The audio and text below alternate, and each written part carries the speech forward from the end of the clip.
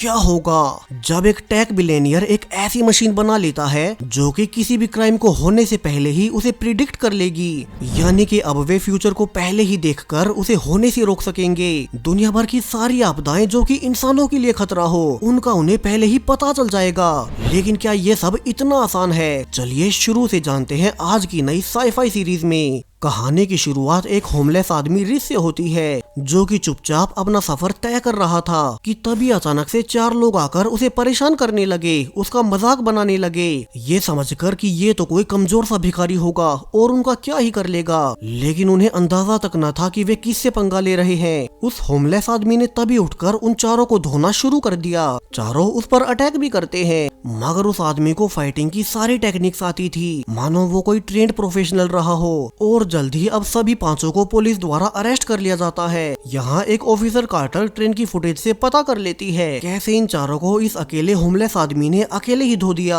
हालांकि उसे शक हो चुका था कि ये आदमी इतनी अच्छी फाइटिंग कैसे कर पाया। तो ऑफिसर कार्टर उस आदमी से बात करने की कोशिश भी करती है, मगर उसने कोई जवाब नहीं दिया। सो कार्टर अब बड़ी चालाकी से उसे पानी देने के बहाने उसके फिंगरप्रिंट्स ले लेती है और फिर उनसे रिसर्च करने पर उन्हें पता चला कैसे ये कोई नॉर्मल भिखारी नहीं, बल्कि एक रीस नाम का 5 देशों से वांटेड एक एक्स CIA ऑफिसर है, जिसने कई अलग अलग देशों में खतरनाक मिशंस पूरे किए। लेकिन आखिर में खुद अमेरिका की सरकार ने ही उस पर इनाम रख दिया। हालांकि अजीब बात कि रीस तो डॉक्यूमेंट्स के हिसाब से पहले ही मर चुका था, तो वो अब तक कैसे जिंदा है। कार्टर अब सब कुछ जानने के बाद रीस से बात करने भागती है, लेकिन उसे पता चला कि अब तक एक हाई प्रोफाइल लॉयर ने आकर उसे पहले ही छुड़ा लिया और वो तो पहले ही निकल चुका है। अब वो लॉयर रीस से कहता है कि उन्होंने उसे अपने बॉस के कहने पर छुड़ाया है। सो रीस को उनके साथ चलकर उनसे मिलना होगा। यहाँ से रीस को आगे चलकर पता चला कि उसे तो अमेरिका के सबसे बड़े टेक बिलियनियर्स में से एक फिंच ने छुड़ाया है। सो रीस पूछता है कि उसने उसे क्यों छुड़ाया, वो तो उसे जानता तक नहीं। फिंच अब उसे सब रिवील करने लगता है, कैसे उसने बहुत रिसर्च की है और उसे सब पता है। रीस ने अमेरिका के लिए बहुत से मिशन किए, वो CIA का सबसे बड़ा ऑफिसर रहा था, मगर बाद में गवर्नमेंट ने ही अपने फायदे के लिए रीस पर झूठे आरोप लगाए। उन्होंने उसे मारने की कोशिश की और उसके बाद तो रीस ने अपना सब कुछ खो दिया। उसने वो लड़की भी खो दी जिससे वो बहुत प्यार करता था, और रीस ने अपनी मौत का नाटक कर खुद नशे में डूब गया। इसलिए अब फिंच चाहता है कि रीस उसके एक स्पेशल प्रोजेक्ट के लिए उसकी मदद करे। अब रीस पूछता है कि ये प्रोजेक्ट क्या है। फिंच उसे अब मेन सिटी सेंटर में ले गया और सब समझाने लगा कैसे न्यूयॉर्क जैसे शहर में हर 12 घंटे में एक आदमी की मौत हो जाती है, लेकिन अब वे ऐसा करने से रोक सकेंगे। फिंच जो कि एक साइंटिस्ट भी है, उसने एक ऐसी मशीन बना ली जो कि फ्यूचर में होने वाले क्राइम की जानकारी उन्हें पहले ही दे देगी। हालांकि उन्हें बस ये ही पता चलेगा कि कोई इंसान जल्द ही किसी घटना में शामिल होगा, वो किसी क्रिमिनल एक्टिविटी में भागीदार बनेगा, लेकिन उन्हें ये नहीं पता होता कि वो खुद क्राइम करेगा या फिर विक्टिम बनेगा। और फिंच यहाँ से रीस को एक डायना नाम की मशहूर लॉयर दिखाता है। वो कहता है कि उनकी मशीन से डायना का नाम निकला है, यानी कि वो जल्द ही किसी ऐसे ही इंसिडेंट में शामिल होगी। सो फिंच को रीस जैसे एजेंट की जरूरत है जो कि पुलिस और बाकी फोर्सेस से छुपकर डायना पर नजर रख सके। और रीस की ऐसी काबिलियत के चलते फिंच ने उसे सिलेक्ट किया है, क्योंकि वो अपनी मशीन को पब्लिक नहीं कर सकता, वरना तो सरकार के लोग उस पर कब्जा कर लेंगे। हालांकि अब ये सुनकर रीस को लगा कि फिंच पागल हो गया है, कोई मशीन भला फ्यूचर क्राइम्स को कैसे ट्रेस कर सकती है। सो वो उसे ना कहकर जाने लगता है। वहीं रास्ते में जब फिंच के गार्ड्स ने उसे रोकने की कोशिश भी की तो उसने उन्हें भी कूट दिया। अब रीस एक सस्ते होटल में जाकर पहले अपना हुलिया सुधारता है। वैसे भी उसकी होमलेस वाली फोटो तो ऑफिसर कार्टर ने हर ओर फैला दी थी, तो अगर वो इसी लुक में बाहर गया तो सबकी पहचान में आ जाएगा। लेकिन जब सुबह रीस की आंखें खुली तो वो एक महंगे होटल के कमरे में बंधा हुआ था, जबकि उसे दूसरे कमरे से किसी के चिल्लाने की आवाज आ रही थी, एक ऐसी आवाज जो कि उसके दिल के बहुत करीब है। सो रीस अब अपने हाथों को छुड़ाकर वहीं जाता है जहाँ की वहीं बिलियनियर फिंच पहले से बैठा था। वो बताता है कैसे इस औरत की कई साल पहले इसी रूम में मौत हो गई थी। दरअसल ये आवाज एक औरत जेसिका की थी, वहीं जेसिका जिसे कि कभी रीस प्यार किया करता था, मगर उसे बचा नहीं सका। लेकिन अब फिंच के अनुसार अनुसार अगर उस वक्त उनके पास ये मशीन होती तो वे उसे मरने से पहले ही रोक देते और भविष्य बदल देते। लेकिन अब उनके पास मौका है उस लॉयर डायना की जान बचाने का, वही डायना जिसका की नाम उनकी मशीन में निकला है। सो अगर रीस उसका साथ दे तो वे एक साथ मिलकर उसे बचा सकते हैं। फिंच आगे कहता है कि वो गवर्नमेंट की तरह उसे धोखा नहीं करेगा, रीस को बस उसका साथ देना है ताकि वे एक साथ मिलकर उसकी मशीन को टेस्ट कर सके और लोगों की जान बचा सके, वो भी बिना किसी को पता चले। इसके बदले में वो रीस को काफी सारे पैसे भी देगा। हालांकि रीस को पैसों की कोई भूख नहीं थी और वो फिंच को एक मौका देने को तैयार हो जाता है। यहाँ से फिंच रीस को अपने साथ अपनी सीक्रेट लैब में लेकर जाता है जहाँ की उसने अपनी पूरी रिसर्च की थी। यहाँ उसके पास पूरे देश के लोगों का सोशल सिक्योरिटी नंबर का डेटा था और उसने जो मशीन इन्वेंट की है वो इन्हीं लोगों के पास्ट और प्रेजेंट के फैसलों से ही पहले से गैस कर लेती है कि कैसे कोई आदमी जल्द ही किसी क्राइम में इन्वॉल्व होने वाला है। उन्हें बस ये पता नहीं चलता कि वो क्राइम वो आदमी खुद करेगा या फिर उसका विक्टिम होगा। दोनों अब एक साथ उसी लॉयर डायना पर नजर रखना शुरू करते हैं क्योंकि मशीन ने उसी का नाम निकाला था। रीस ने चुपके से डायना के घर में घुसकर उसकी डिवाइसेस का डेटा भी चुरा लिया ताकि उन्हें कुछ पता ही चल सके। अब डायना का कोई बुरा रिकॉर्ड नहीं था, ऊपर से वो एक लॉयर भी रही है, यानी कि उसने बहुत से लोगों को जेल में भेजा होगा, यानी कि वही होंगे जो कि उसे मारने की कोशिश करेंगे। अब दोनों ये मानकर चल रहे थे कि आने वाले इंसिडेंट में लॉयर डायना ही विक्टिम होगी और अब वे उसके दुश्मनों की लिस्ट भी निकाल लेते हैं। अब सबसे पहले एक पोप नाम का आदमी है जिसका कि डायना अभी केस लड़ रही है, तो दूसरा व्हीलर नाम का एक और लॉयर है जो कि डायना की कामयाबी से चलता है। अब डायना के क्लाइंट पोप पर आरोप था कि उसने अपने दोस्तों को गोली मार दी और उनके पैसे लूट लिए। रीस अब छुपकर डायना की बातें सुनने लगता है जो कि पोप से बातें कर रही थी। वो कहती है कि अब तो उसे भी लगता है कि पोप ने कोई गलती नहीं की और वो उसे जेल से निकाल कर ही रहेगी। असली गुनाह पोप के छोटे भाई माइकल ने किया था जिसका इल्जाम पोप ने उसे बचाने के लिए अपने सिर पर ले लिया। हालांकि पोप खुद कहता है कि उसके भाई ने कुछ नहीं किया, सब कुछ उस अकेले ने ही किया था। और डायना ने जब दोबारा से पोप के भाई का नाम भी लिया तो इस बार उसने डायना पर ही अटैक कर दिया।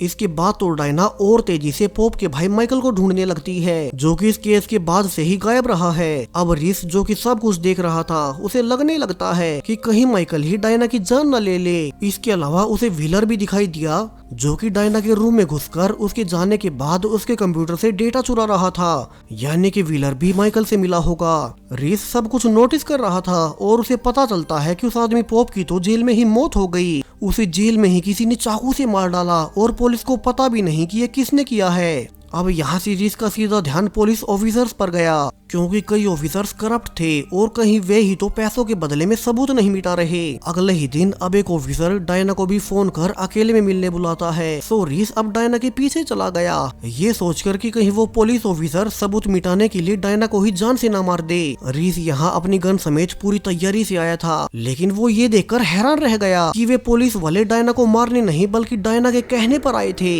यानी कि डायना जिसे कि वे अब तक ये समझ रहे थे कि कोई उसकी जान लेगा, असल में वो ही इन सब के पीछे की मेन मास्टरमाइंड है। उसी ने पुलिस को कहकर जेल में ही पोप को मरवा दिया क्योंकि उन लोगों को पुलिस ने ही मारा था और उसका इल्जाम माइकल पर लगा दिया क्योंकि उसने उन्हें ऐसा करते देख लिया था। लेकिन जब पोप ने उसे बचाने की कोशिश की तो अब डायना पुलिस वालों के साथ मिलकर पोप को मारने के बाद माइकल को ढूंढने को कहती है ताकि वे उसे भी मारकर सारे सबूत मिटा दें। वहीं दूसरा लॉयर व्हीलर जो कि डायना के कंप्यूटर से डेटा चुरा रहा था, असल में उसे डायना पर शक हो गया और वो तो सिर्फ उसके खिलाफ सबूत इकट्ठे कर रहा था, यानी कि रीस से समझने में बहुत बड़ी गलती हो गई। अब प्रेजेंट में डायना कुछ ऑफिसर्स को कहती है कि कैसे दूसरे लॉयर व्हीलर को उस पर शक हो चुका है तो वे उसे भी जाकर जान से मार दे और वे इसका इल्जाम भी माइकल पर लगा देंगे और फिर उन्हें उसे भी मारने का बहाना मिल जाएगा, यानी कि उनके सारे सबूत साफ हो जाएंगे। अब शाम को वही करप्ट पुलिस ऑफिसर्स व्हीलर के घर चले जाते हैं जहाँ के व्हीलर अपने बेटे के साथ बाहर निकल रहा था,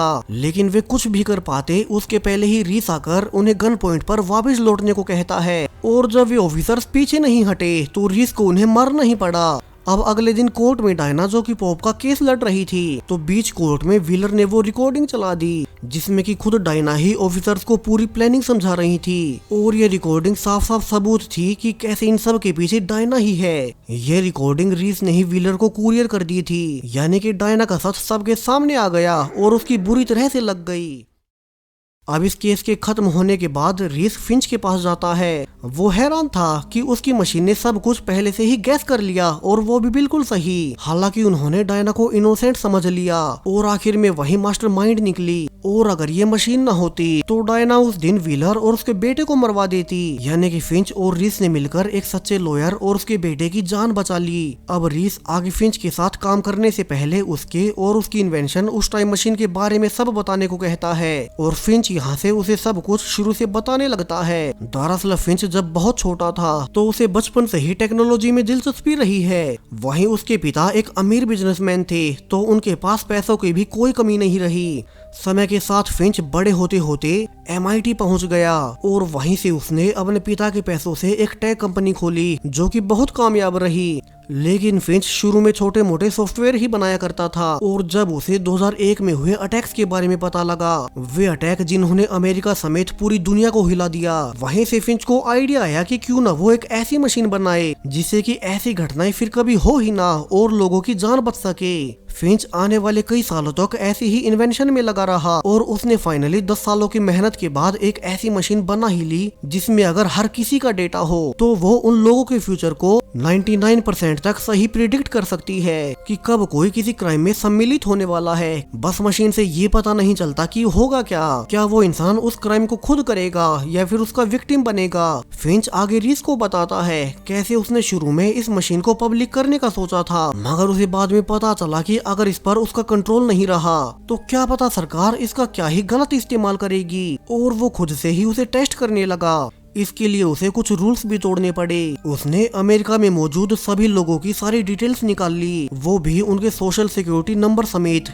जिनसे कि रिजल्ट हर बार बिल्कुल सही निकले। और इस डेटा के लिए उसने बहुत से लोगों को रिश्वत भी दी क्योंकि पैसों की तो वैसे भी उसके पास कोई कमी नहीं थी, लेकिन वो ये सब अच्छे काम के लिए कर रहा था तो उसे इसका कोई मलाल नहीं। और जब ये मशीन पूरी हुई तो उसे लोगों की जान बचाने के लिए एक सीक्रेट एजेंट की जरूरत थी जो कि उसे रीस के रूप में मिल चुका है। अब ये सब सुनने के बाद रीस को पूरा भरोसा हो चुका था कि फिंच तो सिर्फ लोगों की मदद करना चाहता है ताकि वो फ्यूचर में होने वाले खतरों को पहले ही टाल सके और ऐसे तो वे बहुत से लोगों की जान बचा पाएंगे। वैसे भी उसके खुद की लाइफ में कोई मकसद नहीं था तो फिंच के सहारे अब उसे भी जीने का उद्देश्य मिल चुका है। अब अगले ही दिन फिंच रीस को बताता है कैसे उसकी मशीन ने एक और नाम निकाल लिया और ये वाला केस तो और अजीब है। फिंच रीस को लेकर एक ग्रेवयार्ड में गया जहाँ वो उसे एक 15 साल की लड़की टेरेसा की कब्र दिखाता है। अब फिंच रीस को आगे बताने लगता है कैसे असल में 2 साल पहले टेरेसा अपनी पूरी फैमिली के साथ एक ट्रिप पर गई थी और वहीं पर टेरेसा के पिता जो कि एक बिजनेसमैन थे, उन्होंने टेरेसा और अपने पूरे परिवार समेत खुद को मार डाला। शायद से उन्हें व्यापार में घाटा हुआ होगा,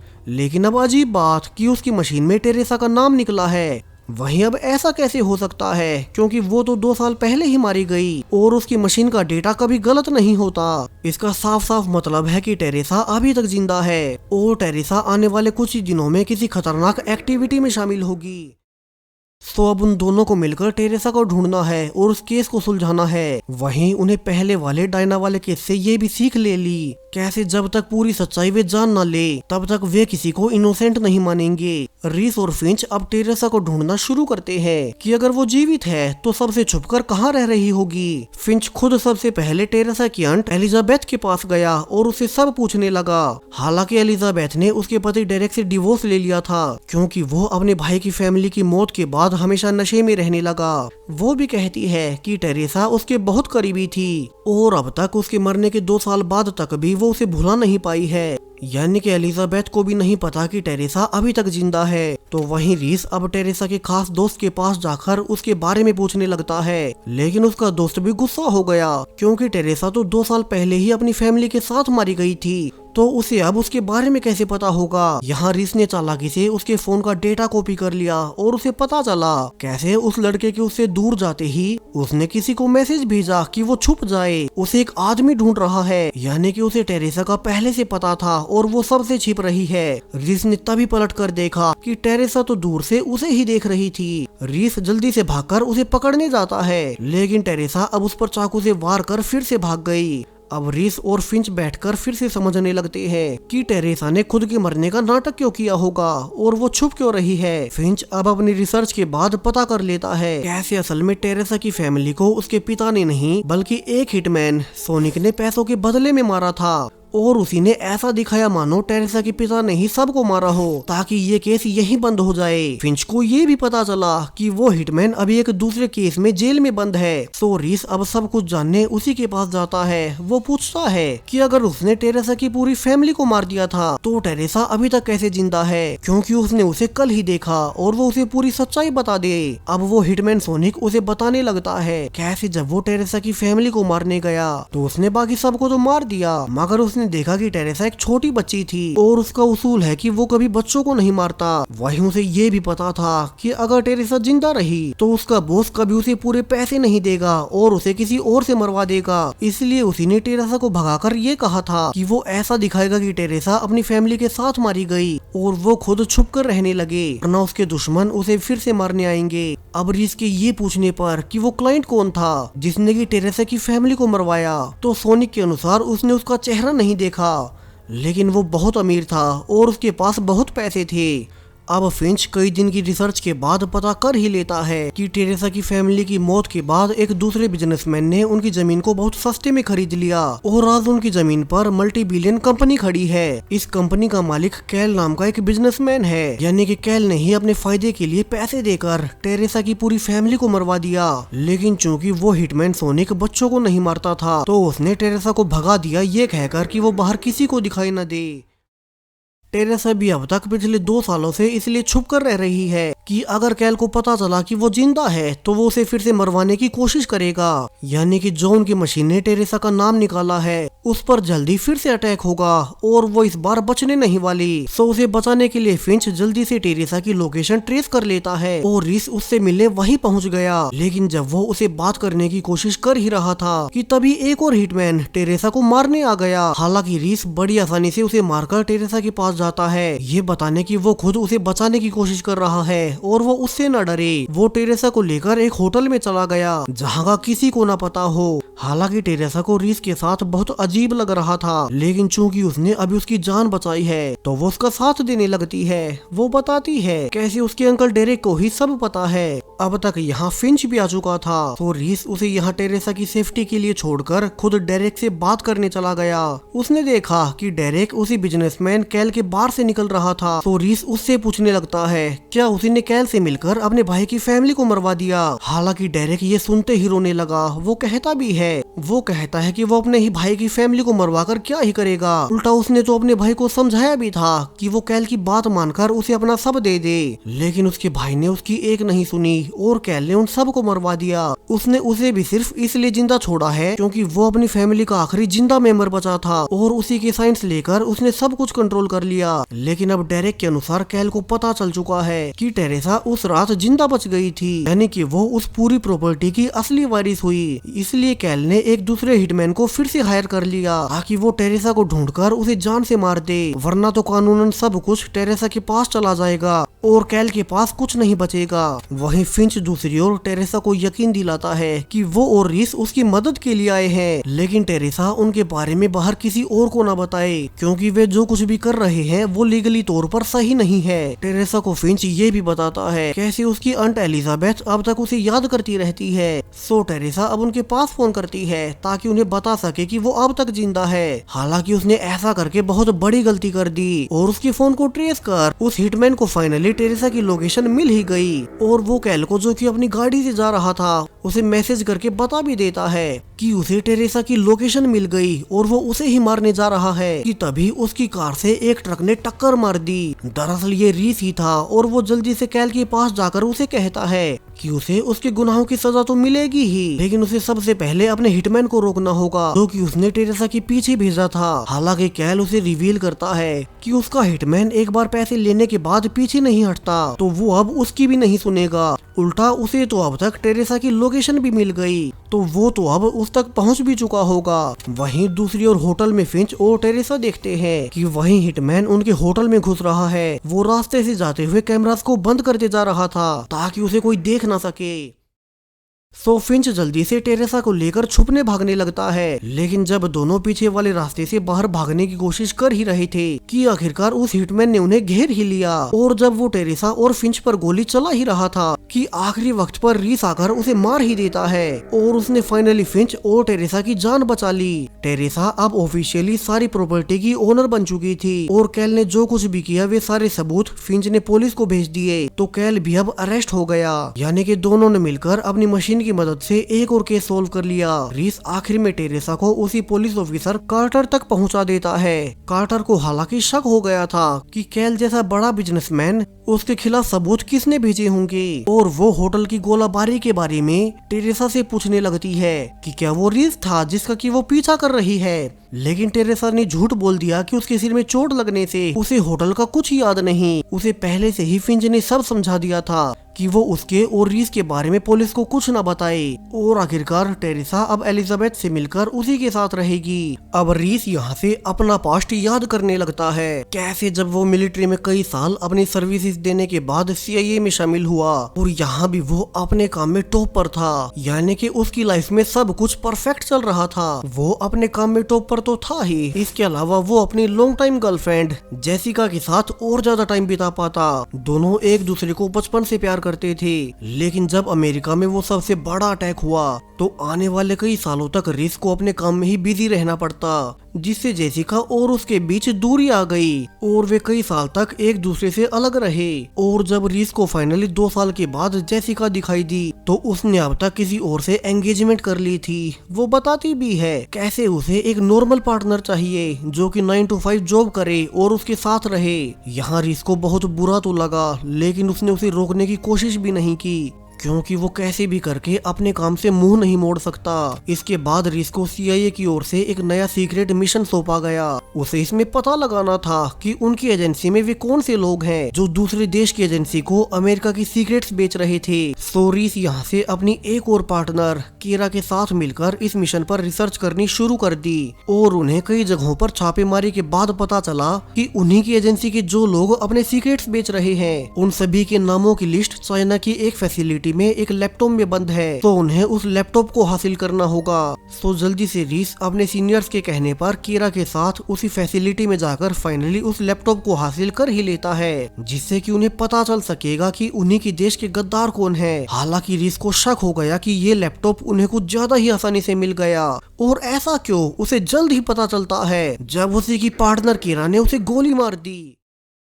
यहाँ से वो उसे सब कुछ रिवील करना शुरू करती है, कैसे जिन सीनियर्स ने उसे यहाँ लैपटॉप लेने भेजा था वे ही असल में चाइना समेत बाकी देशों को सीक्रेट्स बेचते हैं अगर जांच में उनका नाम ना आए, इसलिए उन्हें एक बलि का बकरा चुनना था, जिस प्रोफाइल के लिए रीस बिल्कुल फिट बैठ गया क्योंकि वो बहुत सारे देशों में ऑलरेडी अपने मिशन पूरे करने जा चुका है। तो वे आगे झूठ बोल देंगे कि उन मिशन के दौरान रीस बाकी देशों को अपने सीक्रेट्स बेचा करता था और अब तक उन्होंने उसके अकाउंट में बहुत सारे पैसे भी डलवा दिए हैं ताकि सारा शक उसी पर चला जाए और वो फंस जाए। रीस ये सब जानने के बाद बहुत गुस्से में था क्योंकि उसने अपनी पूरी लाइफ अपने काम को सौंप दी। उसने अपने देश के लिए अपनी गर्लफ्रेंड जेसिका तक को छोड़ दिया, मगर अब उसके ही सीनियर्स ने खुद को बचाने के लिए उसे फंसा दिया और अब तो वे उसे यही फैसिलिटी में मारकर ये साबित कर देंगे कि उन्होंने उसे चाइना में अपने देश के सिगरेट्स बेचते पकड़ लिया था और उन्हें क्रॉस फायरिंग में रीस को मारना पड़ा। अब प्लान के मुताबिक कीरा रीस को गोली मारकर चली गई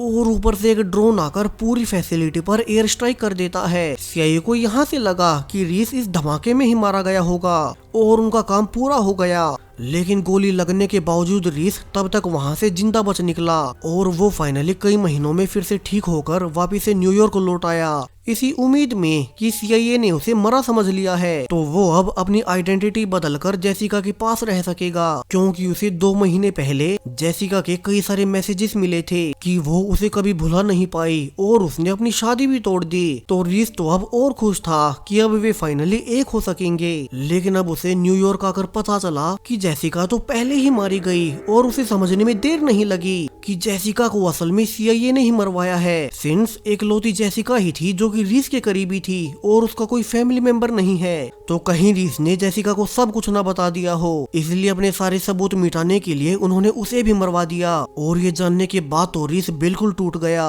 उसी की देश की सरकार ने उसे सब कुछ छीन लिया, इसलिए ही वो कहानी के शुरू में होमलेस बनकर नशे में पड़ा रहता था। मगर अब फिंच के उसे मिलने के बाद उसे फिर से जीने की उम्मीद मिल चुकी है। अब वो लोगों की जान बचा पा रहा है। पहले केस में व्हीलर और उसके बेटे, तो वहीं दूसरे केस में टेरेसा की उसने जान बचा ली और गलत लोगों को सजा दिलवा दी। यानी कि लाइफ ने उसे एक और मौका दिया है आगे बढ़ने का। सो अब प्रेजेंट में अगले ही दिन फिंच रीस को बुलाकर बताता है कि उसकी मशीन ने उन्हें उनका अगला नाम दे दिया है और ये नाम है एक मशहूर जज सैमुअल गेट्स का। यानी कि वो जल्द ही किसी सिचुएशन में फंसेगा। सो रीस ने जल्द ही अपनी इन्वेस्टिगेशन से पता कर लिया कि कैसे सैमुअल एक ईमानदार और फेयर जज रहा है। उसने कभी किसी से रिश्वत नहीं ली और अपने फैसले हमेशा सबूतों के आधार पर सुनाए हैं। सो इसी वजह से चूंकि सैमुअल लगातार बड़े बड़े गैंग लीडर्स को सजा सुना रहा है, इससे उसके बहुत से दुश्मन भी बन गए। रीस उस पर नजर रखते हुए नोटिस कर लेता है कि कैसे दो लोग उसका पीछा कर रहे थे। तो रीस भी अब अपने वेपन्स के साथ उन्हें निपटाने के लिए रेडी हो जाता है अगर उनमें से कोई सैमुअल को मारने की कोशिश करे। लेकिन उन दोनों ने एक मैसेज भेजकर अपना फोन ही फेंक दिया। रीस जल्दी से फोन में चेक करता है कि ये लोग तो सिर्फ सैमुअल पर नजर रखे हुए थे ताकि वो अपने घर से दूर रहे। उन लोगों का प्लान असल में सैमुअल के बेटे को किडनैप करने का था, जो कि अभी अपनी स्कूल बस से घर पर जा रहा है। यहाँ रीस जब तक सैमुअल के घर जा पाता तब तक तो वे लोग सैमुअल के बेटे को उठाकर अपने साथ ले जा रहे थे। रीस आखिरी वक्त पर जब उन्हें रोकने की कोशिश भी करता है तो एक आदमी ने उसके हाथ में गोली मार दी और वे वहाँ से निकल ही गए। जल्द ही जज के पास कॉल भी आता है कि उसका बेटा उनके कब्जे में है। सो वो उनकी अगले इंस्ट्रक्शंस आने तक उनकी कॉल का वेट करे और पुलिस को कुछ भी इन्फॉर्म ना करे, वरना वे उसके बेटे को तभी मार देंगे। यहाँ जज सैमुअल इन सब से परेशान होकर बैठा ही था कि इस बार रीस खुद उसके पास चला गया और उसे यकीन दिलाने लगता है कि वो उसका साथ देगा और उसके बेटे को कुछ नहीं होने देगा। वो जज को कहता है कि अभी के लिए जो भी वे लोग कहें सैमुअल बिल्कुल वही करे ताकि उसका बेटा सेफ रहे।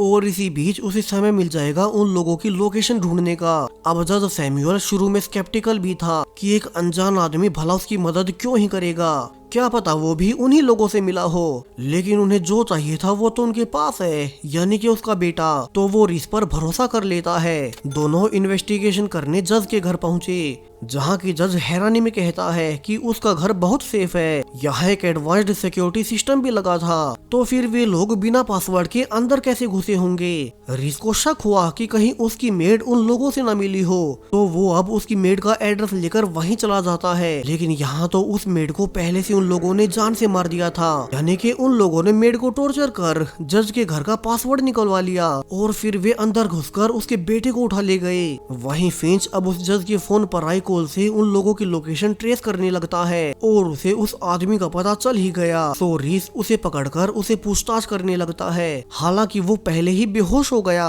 और रीस को पता चला कि ये तो एक फेमस गैंग का आदमी है जो कि मनी लॉन्ड्रिंग जैसे काम करती है। तो वो उसे अपने पास बांध लेता है। अब उन्हें ये सोचना था कि ये गैंग उस जज से चाहती क्या होगी। अब इसी रात उन लोगों का जज के पास फोन आ ही गया और उन्होंने डिमांड रखी कि जज एक एंजेला नाम की औरत को, जिसकी करंट में सुनवाई चल रही है, वो उसे आजाद कर दे और इसी केस के ऊपर उसके बेटे की जान टिकी है। अब जज एंजेला के केस के बारे में रीस को बताने लगता है कि उसका तो छोटा सा केस है, उसने गलती से एक आदमी को टक्कर मार दी थी और इसके अलावा एंजेला का पुराना कोई क्राइम रिकॉर्ड भी नहीं रहा। वही एंजेला एक बैंक में छोटी सी जॉब पर है, तो एक आम सी लड़की के लिए ये बड़ी गैंग इतना बड़ा कदम क्यों उठा रही है। यही सोचकर फिंच और रीस भी हैरान थे कि इतनी बड़ी गैंग के लिए एक आम सी लड़की इतनी जरूरी क्यों है। अब अगले ही दिन कोर्ट में एंजेला की ट्रायल के वक्त जज सैमुअल अपने बेटे के लिए रीस के कहे अनुसार टाइम वेस्ट करने लगता है और उसकी सुनवाई 2 दिन आगे बढ़ा देता है। जिसके बाद उस गैंग के लीडर का उसके पास दोबारा फोन भी आ गया कि वो इतना टाइम क्यों ले रहा है। उसने ये केस 2 दिन आगे क्यों बढ़ा दिया। बदले में जज ने जवाब दिया कि वो सब कुछ उनके कहे के मुताबिक ही करेगा, लेकिन अगर उसने पहले ही दिन फैसला सुना दिया